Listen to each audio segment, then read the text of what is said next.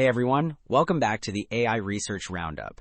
I'm your host Alex, and today is May 3rd, 2025. Alright, today we're diving into an interesting ICLR conference paper titled Inference Scaling for Long Context Retrieval Augmented Generation, published just a little over 3 months ago.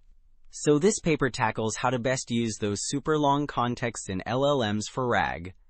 Instead of just stuffing in more documents, they proposed new strategies to scale the actual computation. Okay, so let's look at figure 1 from the paper. This figure plots normalized performance against the effective context length on the music dataset. You can see standard RAG, shown on the left, plateaus pretty quickly, around 10,000 tokens. But look at the right plot. DRAG and IterDRAG keep improving almost linearly as the context length, or compute, increases. Those red dots show the optimal configurations really benefit from more compute. Okay, building on that scaling idea, figure 2 gives us a direct accuracy comparison across different methods. We're looking at benchmark QA datasets like Bambucal, Hotpot QA, and others. You can clearly see DRAG and IterDRAG, those light blue and green bars, consistently outperform the baseline methods like standard RAG and zero-shot QA. IterDRAG, in particular, really pulls ahead on average, showcasing the benefits of scaling that inference compute effectively using these new strategies.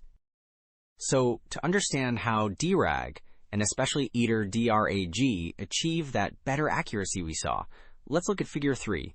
This visually breaks down the difference. DRAG, on the left, uses the input query, documents, and examples directly, but IterDRAG, on the right, it iteratively breaks the query into subqueries, does retrieval and generation for each, and then combines those intermediate answers. This multi-step process is how it scales computation for complex questions. Okay, so after seeing how IterDRAG works, Table 1 gives us the hard numbers. It shows the optimal performance across those datasets we saw earlier, like Bambucal and Hotpot QA. For different methods, as the effective context length or compute budget increases, you can really see DRAG does well early on, but IterDRAG takes over and gets the best scores, shown in bold, at those much larger context lengths like 1M or 5M tokens, reinforcing that scaling benefit. Alright, moving on to figure 4. This really visualizes the scaling trend we saw numerically in the table. It plots normalized performance against the effective context length, again on a log scale. You see lots of faint lines for different DRAG and IterDRAG setups, but the key thing is those red dots. Those represent the best performance achievable for a given compute budget, and the dashed line shows it's almost a straight line. This really drives home that optimal RAG performance scales nearly linearly with compute. Okay, so we saw that near linear scaling trend. Table 4 now tests how well their computation allocation model predicts performance when extrapolating to even larger context lengths. Look at the columns, going from 16K up to 5M tokens. The predict row shows the model's accuracy, and it's really quite strong, especially up to that 1M token mark, getting close to the Oracle results. This really reinforces that the scaling is predictable. Okay, so we've seen that scaling is predictable. Figure 14 here gives us a look at the actual input prompt structure used for DRAG and IterDRAG. You see, it's built using KTAM in-context examples. Each example has K documents, a query, and an answer.